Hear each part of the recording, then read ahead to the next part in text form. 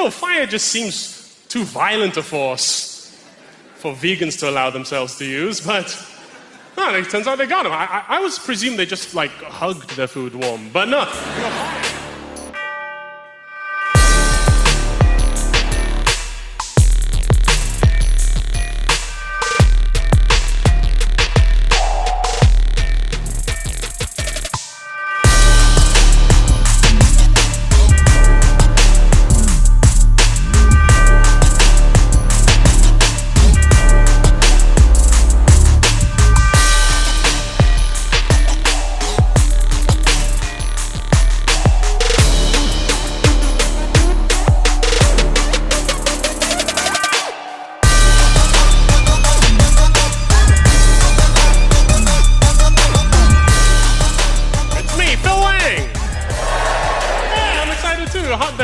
Phil Wang in the house, yeah.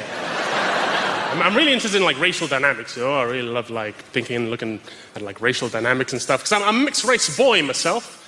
My races are the Phil race and the Wang race.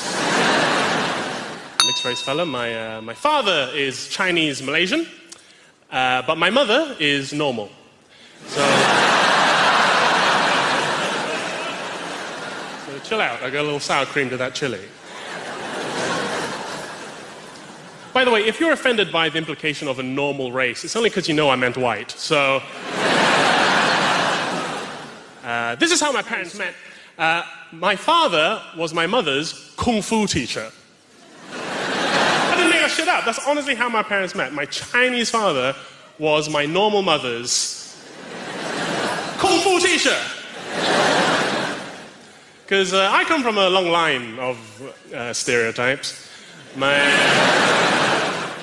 That's true. My father's father was a dragon, like.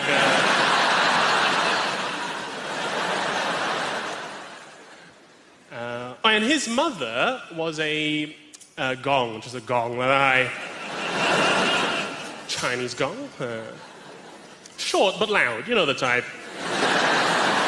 Every family's got a gong. Classic Nan. The story of their courtship is just as weird. Basically, my father fancied my mother straight away, the dirty old Wang. And so every time he had a new move to teach the class, he would always choose my mother as his, like, rag doll to demonstrate the punches and the kicks and the twists and the throws on.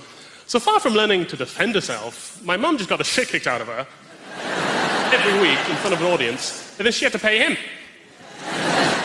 And every time my father did these moves on her, he'd always do them just a bit too hard and hurt her just a little bit, so that he'd then have an excuse to visit her on the weekend with Chinese medicines, or as he called them, medicines.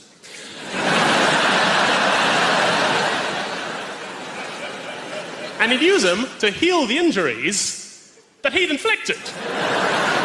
Now, don't judge Papa Wang by today's standards, okay? Let's practice a little chronological relativism here. That was a long time ago, you know. Sure, nowadays his approach would be considered premeditated assault. In this snowflake culture of ours. But that was the 80s. You know, back then, a kick in the chest was just playing the game. And Papa Wang played the game hard. Kicking honeys all over town. Got myself a girlfriend. Thank you.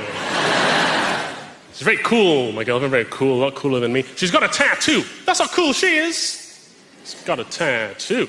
I don't have any tattoos myself, but I love tattoos. I really like tattoos. I always feel I got a chance with a tattooed lady, you know. I always feel I can probably hook up, can probably go home with a tattooed lady. Because a tattooed lady has a visible history of making bad decisions that she can't take back. Sounds like my kind of gal. My girlfriend's got a tattoo on her rib cage, right? The most painful place to have one, apparently. She's got a tattoo of a queen's chess piece, the most powerful piece on the board. Because my girlfriend is a psychopath. And I think she's going to kill me one of these days. Either head on or at a diagonal. Been getting older. Don't know about you guys, but I've been getting older recently. 28. 28 now. A Wang's dozen. I'm 28. All those like quintessential trappings of age have started to get me, you know. Like I'm becoming more right-wing with age. I was hoping that one wouldn't be true. I know, it's a real shame. They say you become more right-wing with age. Turns out that's true, you know. Like, my political leanings have really changed in the last couple of years. Like, I used to think that I was a socialist.